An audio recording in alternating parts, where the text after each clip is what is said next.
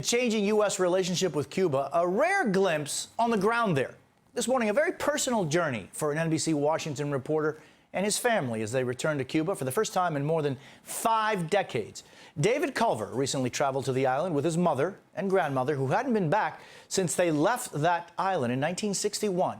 The trip emotional, to say the least, as they visited places and were reunited with people they hadn't seen in 54 years. Take a listen to some of this. Oh my God.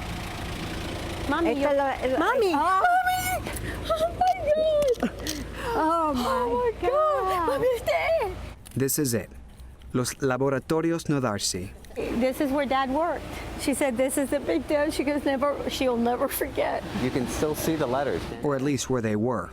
The building hasn't changed too much. Joining me now, back from Cuba, is WRC reporter and anchor David Culver. David, good to see you. Good to see you, Jose.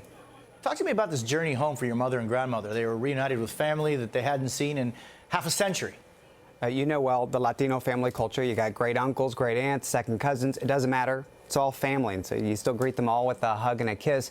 But, you know, growing up, you hear about what that extended family would do living in Cuba. In many cases, they took care of the keepsakes. And in one instance, that great aunt that you saw there of mine, she actually took care of all the funerals and burials of our loved ones there because the exiled family members couldn't go back to visit. So you leave there and you met them with just overwhelming gratitude and really in awe with how they've lived their lives. I know, David, you said that the reality that so many Cubans live under struck you, especially when you saw the home of your great aunt, Luz Maria. At one point, she even paused to get her bread ration delivery. Talk to me about the contrast between what Cuban reality is and what many believe it is. It's a powerful moment there when we see, you know, her water that she saves up in her kitchen. She's got a propane tank that fuels her stove. Really just a couple of bare shelves worth of food, but that's what she lives off. And, you know, I think there's this perception by some Americans, and even I held this to a certain extent before going, of this tropical paradise. And you think of a vacation spot, but then you go there and the reality is this overwhelming amount of poverty.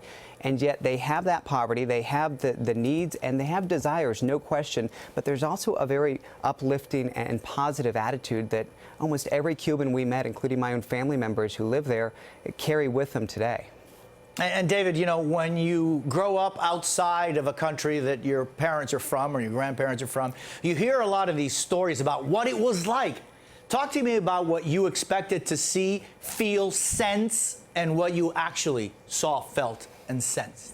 Well, I think my grandmother's initial expectations were that she wasn't really going to have necessarily an attachment to things. She never wanted to go back. For as long as I can remember growing up, she had no desire to go back to Cuba.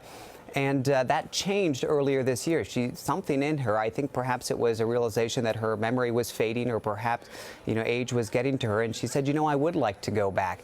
So I wasn't sure what emotions she would still have. And yet we go there and there was a range of emotions. You saw in that one piece the tears, the, you know, sadness. But then at the other end, there were bursts of laughter and joy. And she would see things that obviously would bring back those happy and fonder times. So many have died without that opportunity, David. Thank you for being with me. I appreciate you being with me. Thank you for having me. Be sure to catch David's entire report on NBCWashington.com. It's worthwhile.